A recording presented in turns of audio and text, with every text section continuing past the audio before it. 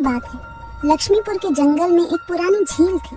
वहाँ दिन में तो कोई घटना नहीं होती, पर थोड़ा सा भी अंधेरा छाते ही वह झील एक खूनी झील बन जाती। उस दौरान जो भी जानवर उस झील पर पानी पीने आ जाता वह जिंदा वापस नहीं आता। कहा जाता आज तक किसी को उसका पता नहीं चला था। यही वजह थी कि जंगल के सारे जानवरों ने, यहाँ तक कि जंगल के राजा शेर ने भी उस झील को खूनी झील घोषित कर दिया था। अब पूरे जंगल में कोई भी शाम को उस झील की तरफ जाने की हिम्मत नहीं करता था।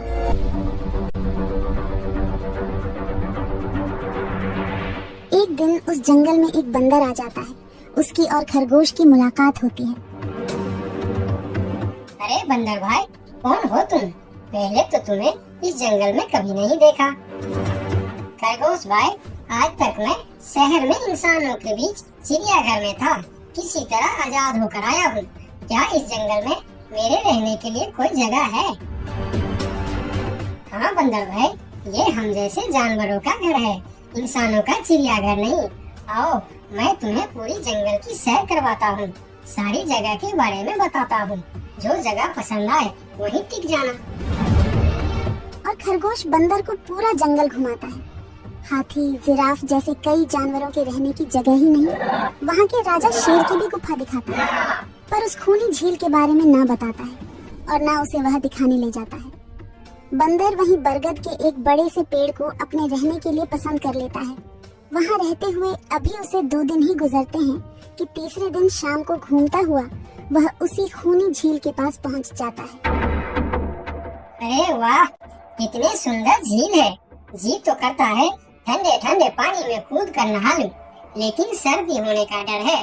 चलो आज सिर्फ ठंडा ठंडा पानी से अपना प्यास ही बुझा लेते हैं।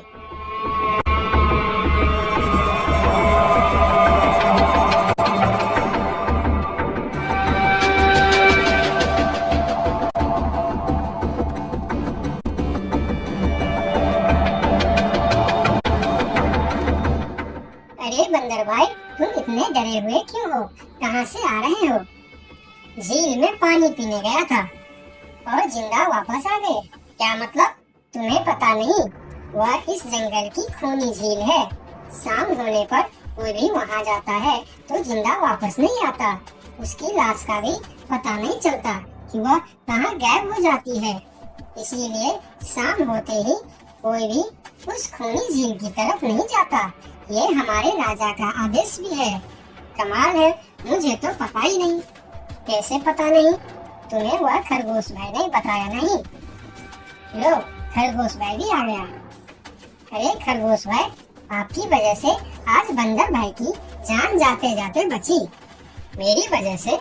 हाँ, तुमने बंदर भाई को पूरा जंगल घुमाया, हर जगह के बारे में बताया। इस खूनी झील के बारे में क्यों नहीं बताया? भूल गया भाई, मैंने तो सोचा ये तो पेड़ पे रहते हैं, इन्हें झील से क्या काम। अभी अभी इन्हें खूनी झील की खूनी ने पकड़ने की कोशिश की, ये तो बार बार बच गए, वरना खूनी झील की खूनी, क्या तुमने उसे देखा? क्यों, क्या तुम लोगों ने आज तक नहीं देखा? नहीं, हम में से कोई कभी भी शाम को उस तरफ जाते ही नहीं और दिन में कोई घटना नहीं होती।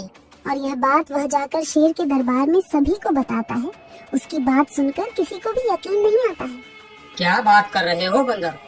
मैं सच कह रहा हूँ महाराज, लेकिन हम लोगों तो कभी आज तक देखा ही नहीं, क्योंकि आप लोग उसे खूनी झील समझकर दिन में ही वहाँ जाते हो और शाम होते ही आप लोग डर के मारे वहाँ जाना बंद कर देते हो। पूरे दिन वह मगरमच्छ झील में छुपा रहता है, शाम होते ही चुपचाप निकलता है और झील के पास पानी पीने आए जानवरों को खा जाता है। और आप लोग समझते हैं कि यह झील ही खूनी है, जबकि खूनी यह झील नहीं, इसमें छिपा हुआ मगरमच्छ है। हमें तो यकीन नहीं हो रहा है। वही तो बंदर भाई, हमें अगर पहले पता होता कि आप इतने बड़े झूठे हो तो हम अपने जंगल में आपको रहने की कभी जगह नहीं देते। अरे यार, आप लोग मेरे बात पर यकीन क्यों नहीं करते? मैं आप लोगों का भलाई के लिए ही बोल रहा हूँ। अगर तुम्हारी बात सच्ची है तो क्या तुम उस मगरमच्छ को हमें दिखा सकते हो? क्यों नहीं महाराज, आज शाम होते ही आप लोग वहाँ जाकर पेड़ और पत्थरों के बीच छुप जाना। और फिर शाम को वह सभी उस खूनी झील के पास जाकर छिप जाते हैं। झील के किनारे जाकर बंदर 2-3 बड़े बड़े पत्थर उस झील के पानी में फेंकता है। पत्थर के गिरने की छपाक छपाक की आवाज सुनकर मगरमच्छ पानी के अंदर चलता हुआ शिकार करने वहां आता है। मगर वहां पेड़ के पीछे छिपे दिखाई देते हाथी को देखकर वह सावधान हो जाता है और सोचता है, अच्छा, तो यह लोग मुझे चुप कर देखने आए हैं। अब मैं क्या करूं? हाँ, ये लोग तो बेवकूफ है। इन्हें फिर से बेवकूफ बनाते हैं। मैं फिर से पत्थर बन जाता हूँ। देखा, हमने कहा था ना, झील में एक बड़ा सा पत्थर है। हाँ, देखो, यही पत्थर तो हमें हमेशा रात में दिखाई देता है। हाँ, वही तो। ये पत्थर सिर्फ रात को क्यों दिखता है, दिन में क्यों नहीं दिखता, कभी सोचा है? हाँ, रात को चंद्रमा की वजह से पानी में ज्वार आता है, तो वह पत्थर ऊपर हो जाता है। दिन में ज्वार नहीं आता तो पत्थर पानी में डूबा रहता है। उनकी बेवकूफी भरी बातें सुनकर बंदर परेशान हो जाता है। अरे यार, तुम लोग भी ना समझते ही नहीं।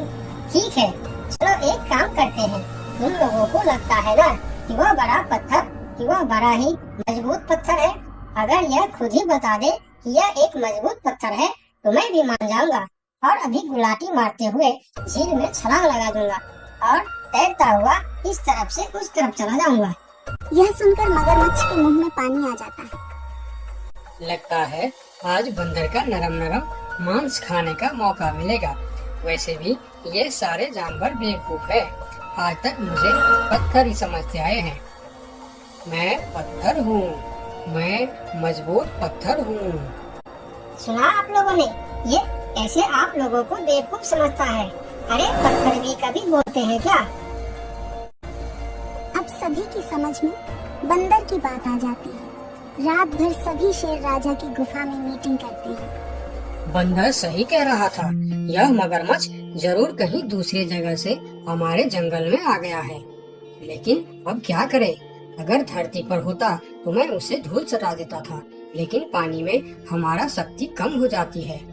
तो क्या इससे हमें कभी छुटकारा नहीं मिलेगा महाराज? मेरे ख्याल से तो नहीं। मिलेगा महाराज। ये पानी में भी रहेगा, हमें देखेगा भी, मगर वह कुछ कर नहीं पाएगा। ये कैसे हो सकता है? हो सकता है हाथी भाई। बस आप लोग मुझे 2 बड़े बड़े रस्सी दे दो। रस्सी का क्या करोगे? मैं शहर के चिड़ियाखाना में था तो एक एक तरीका सीखा है जानवरों पर कब्जा करने की। हम इस पर कब्जा कर लेंगे। और बंदर को 2 बड़ी बड़ी रस्सी लाकर दी जाती है। फिर बंदर उन सभी के साथ रस्सी लेकर उस खूनी झील पर पहुंचता है।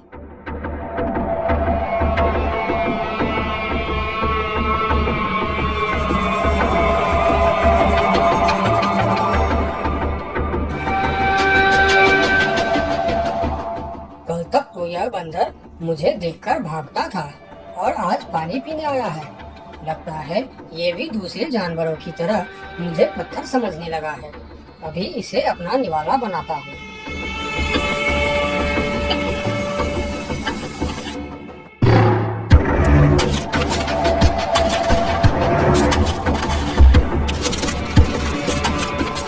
अरे, ये तो भाग भी नहीं पा रहा है। अब यह जितना ज्यादा फड़फड़ाएगा उतना यह फंदा कसता जाएगा और चुपचाप रहेगा तो फंदा ढीला रहेगा। जैसे यह फिर हिलेगा फिर फंदा कसता जाएगा। अब न यह इससे छूट सकता है और न पानी में जा सकता है। अरे वाह, फिर तो यह हमारा कुछ भी नहीं बिगाड़ सकता।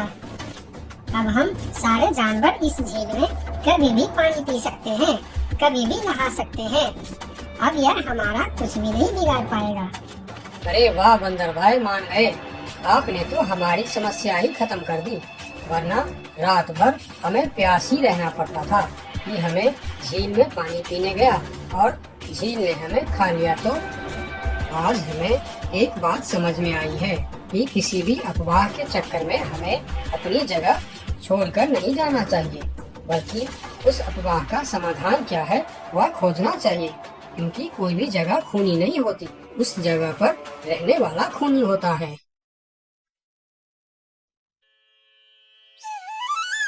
बहुत साल पहले की बात है। लक्ष्मी नगर में एक बहुत बड़ा जंगल हुआ करता था। उस जंगल में शेर खान नाम का एक शेर रहता था। वह जंगल का राजा था। उसके शासनकाल में जंगल के सभी जानवर सुखी और शांति से रहते थे। यदि जंगल में कोई भी जानवर गलत काम करता तो शेर खान उसे दंड देते थे। वह कमजोर जानवरों की रक्षा भी करते थे। एक दिन शेर खान अपनी गुफा के सामने बैठे थे। तभी उसका दोस्त भालू उसके पास आया। फिर दोनों दोस्त मिलकर जंगल और जंगल के जानवरों के बारे में आलोचना करने लगे। मैं इस जंगल का सबसे शक्तिशाली जानवर हूँ। मेरे सामने जंगल का कोई भी जानवर टिक नहीं सकता। क्या कहते हो भालू भाई? ये तो तुमने बिल्कुल ठीक कहा, लेकिन हाथी के सामने तुम बिल्कुल चूहे जैसे दिखते हो। क्या ठीक कहा ना मैंने शेर खान? भालू की बात सुनकर शेर खान बहुत क्रोधित हो गए। भालू, तुम्हारी हिम्मत कैसे हुई मेरे बारे में इस तरह की बातें करने की? तुम्हें पता है तुम किसके सामने बात कर रहे हो? मैं इस जंगल का राजा हूँ। तुम मेरे दोस्त हो, इसीलिए तुम्हारे साथ मैं थोड़ा मजाक कर रहा था। तुम मेरे बात का बुरा मत मानना शेर खान। शेर खान नहीं, महाराज कहो महाराज। मैं इस जंगल का राजा हूँ, इसीलिए बाकी जानवरों की तरह तुम भी मुझे आज से महाराज कह के ही बुलाओगे। लेकिन शेर खान, हम दोनों दोस्त हैं, फिर भी तुम ऐसे क्यों बातें कर रहे हो? दोस्त है नहीं, दोस्त थे। आज से हमारी दोस्ती खत्म। आज के बाद मैं तुमसे कभी बात नहीं करूंगा। दोस्त कहकर मेरे सामने कभी मत आना। चले जाओ यहाँ से। अपने दोस्त का इस व्यवहार से भालू बहुत दुखी हुआ और वह वहाँ से चला गया। उसी जंगल में गोलू नाम का एक बंदर भी रहता था। वह दूसरों की चीज चुरा कर भाग जाता था। एक दिन गोलू की चोरी करते समय शेर खान के एक सिपाही के द्वारा पकड़ा जाता है और उसे शेर खान के सामने विचार के लिए लाया जाता है। गोलू को देखकर शेर खान कहते हैं, गोलू, तुम्हारी चोरी की किस्से जंगल के दूर दूर तक मशहूर है। तुम जानवरों के घर में ही नहीं बल्कि मेरे दरबार में भी बहुत चीज चोरी की है। इसीलिए मैं तुम्हें पहाड़ से गिराकर मारने की सजा घोषित करता हूँ। आज से ठीक 2 महीना बाद तुम्हें पहाड़ से गिराकर मार दिया जाएगा। अपनी मौत की सजा सुनकर गोलू बहुत रोने लगा और बोला, महाराज, मैं अब कभी चोरी नहीं करूँगा। मुझे माफ कर दीजिए महाराज। मेरे घर में छोटे छोटे बच्चे हैं, मुझे छोड़ दीजिए महाराज। लेकिन शेर खान ने उसकी फरियाद नहीं सुना। तब एक सैनिक उसे ले जाकर जेल में बंद कर देता है। उधर गोलू का दोस्त भोलू को जब इस बात का पता चलता है तब वह गोलू से मिलने के लिए कैद खाने में पहुंच जाता है और उससे कहता है, देखा गोलू, तुम पकड़े गए ना। मैं तुम्हें कितनी बार कहा था कि चोरी करना छोड़ दो। अब क्या होगा बताओ, कैसे निकलोगे यहाँ से? ये सब छोड़ो भोलू भाई, जो होना था वो हो गया। मुझे तो बस अपने परिवार की चिंता हो रही है। काश मैं मरने से पहले उनके लिए कुछ कर पाता। मेरे छोटे छोटे बच्चे हैं, बीवी है, अब उन सब का क्या होगा? मेरे बिना वह भी जीवित नहीं रह सकते। गोलू की बातें सुनकर भोलू सोच में पड़ गया। फिर वह शेर खान के पास गया और बोला, महाराज, मैं गोलू का दोस्त भोलू हूँ। मैं आपसे कुछ कहने आया हूँ। तो तुम गोलू का दोस्त भोलू हो? ठीक है, बताओ क्या कहना चाहते हो तुम? महाराज, मैं चाहता हूँ कि आप गोलू को कुछ दिन के लिए उसके परिवार के पास जाने दें, ताकि वह मरने से पहले अपने परिवार के लिए कुछ इंतजाम कर सके। मरने वाले का आखिरी इच्छा पूरा कीजिए महाराज। आप एक बार उसके परिवार के बारे में भी सोचिए। गोलू ने जो किया उसमें उसकी परिवार की क्या गलती है? अगर आप उसे कुछ दिन के लिए अपने परिवार के पास रहने दोगे तो शायद उसका परिवार बच जाएगा। मैं इस बारे में तुम्हारी कोई मदद नहीं कर सकता। अगर अपने परिवार से मिलने के बहाने गोलू भाग गया तो मैं किसको सजा दूंगा? शेर खान की बात सुनकर भोलू थोड़ा सोच में पड़ गया। फिर बोला, तो ठीक है महाराज, आप गोलू को छोड़ दीजिए। जब तक गोलू वापस नहीं आ जाता मैं उसकी जगह कैद खाने में रहूंगा। और अगर वो कभी वापस नहीं आया तो क्या तुम उसके हिस्से की मौत की सजा भी लोगे? थोड़ा सोचकर बताओ। हाँ महाराज, मैं इसके लिए भी तैयार हूँ। गोलू की बात मानकर शेर खान ने गोलू को कैद से निकालकर भोलू को कैद खाने में डलवा दिया। तब बाहर निकलकर गोलू ने भोलू को बोला, दोस्त, तुम चिंता मत करना, मैं समय से पहले ही वापस आ जाऊंगा। ऐसा कहकर गोलू वहाँ से चला गया और भोलू गोलू की जगह कैद खाने में रहने लगा। इस तरह बहुत दिन बीत गया, लेकिन गोलू वापस नहीं आया। तब एक दिन शेर खान गोलू के पास आया। देखा बंदर, मैंने कहा था ना गोलू वापस नहीं आएगा। अगर कल सुबह तक गोलू वापस नहीं आया तो शर्त के अनुसार कल शाम के समय तुम्हें पहाड़ से गिरा दिया जाएगा। अगले दिन भी जब गोलू वापस नहीं आया तब शेर खान और उनके सैनिक भोलू को लेकर पहाड़ के किनारे पर गए। फिर भोलू को खाई के किनारे खड़ा करके शेर खान ने कहा, देखा ना मूर्ख बंदर, तुम्हारे दोस्त तुमको धोखा देकर चला गया। अब तुम मरने के लिए तैयार हो जाओ। लेकिन इस बार भी गोलू नहीं डरा और बोला, कोई बात नहीं महाराज, मैं अपने दोस्त के लिए मरने के लिए भी तैयार हूँ। मैं यह जानकर बहुत खुश हूँ कि मेरा दोस्त अपने परिवार के साथ खुश है। मेरे आगे पीछे और कोई नहीं है, मैं तैयार हूँ महाराज। शेर खान और भोलू के बीच बातचीत चल ही रही थी कि तभी थोड़ी दूर पर गोलू उनके और आता हुआ दिखाई दिया। फिर पास आकर उसने बोला, तुम्हें ऐसा करने की कोई जरूरत नहीं है दोस्त। तुमने मेरे लिए जो किया उसके लिए तुम्हारा बहुत बहुत शुक्रिया। अब मैं अपनी सजा पूरी करने के लिए तैयार हूँ। महाराज छोड़ दीजिए मेरे दोस्त को। गोलू, तुम्हें वापस आने की क्या जरूरत थी?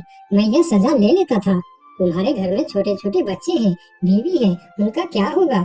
मेरे परिवार में मेरे अलावा और कोई नहीं है, इसीलिए यदि मैं मर भी जाऊं तो मेरे लिए किसी को कोई दुख नहीं होगी। तुम यहाँ से चले जाओ। नहीं दोस्त, गलती मैंने की है, इसीलिए सजा भी मुझे ही मिलनी चाहिए। उन दोनों की दोस्ती को देखकर शेर खान सोचने लगे, ये दोनों अपने दोस्ती के खातिर एक दूसरे के लिए जान देने के लिए तैयार है, और मैं एक छोटी सी बात के लिए अपने सबसे अच्छे मित्र भालू से दोस्ती तोड़ दी। यह मैंने बहुत बड़ा गलती कर दी। मुझे इसका प्रायश्चित करना ही होगा। किसी को मरने की कोई जरूरत नहीं है। तुम दोनों की दोस्ती देखकर मैं गोलू की सजा माफ करता हूँ। और याद रखना गोलू, अगर तुमने फिर से चोरी की तो अगली बार मैं तुम्हारी सजा माफ नहीं कर पाऊंगा। नहीं नहीं महाराज, आज के बाद मैं फिर कभी ऐसा गलती नहीं करूंगा। आज से मैं ईमानदारी से मेहनत करके अपना परिवार चलाऊंगा। आपका बहुत बहुत धन्यवाद महाराज। ठीक है, अब तुम लोग यहाँ से जा सकते हो। उनके जाने के बाद शेर खान सीधा अपने दोस्त भालू के पास गया। भालू मेरा दोस्त, मैं यहाँ तुमसे माफी मांगने के लिए आया हूँ। मैंने जो उस दिन तुम्हारे साथ व्यवहार किया वह बहुत गलत था। मैं बहुत शर्मिंदा हूँ, मुझे माफ कर दो मेरे दोस्त। लेकिन महाराज, आपने तो कहा था। महाराज नहीं, शेर खान बोलो, शेर खान। आज से तुम मुझे महाराज नहीं शेर खान ही बुलाओगे, क्योंकि दोस्त एक दूसरे के नाम लेकर ही बुलाते हैं। आज से तुम मेरे सबसे अच्छे दोस्त हो। गोलू और भोलू की दोस्ती देखकर शेर खान को अपनी गलती का एहसास हुआ और उसने भालू से माफी मांगी और दोनों फिर से दोस्त बन गए। तो दोस्तों, इस कहानी से हमें यह सीख मिलता है कि कभी कभी दूसरे के अच्छाइयों को देखकर भी हम अच्छा बन जाते हैं। इसीलिए हमें हमेशा अच्छे लोगों के साथ ही दोस्ती रखनी चाहिए और अच्छे अच्छे काम भी करने चाहिए। आपका बहुत बहुत धन्यवाद।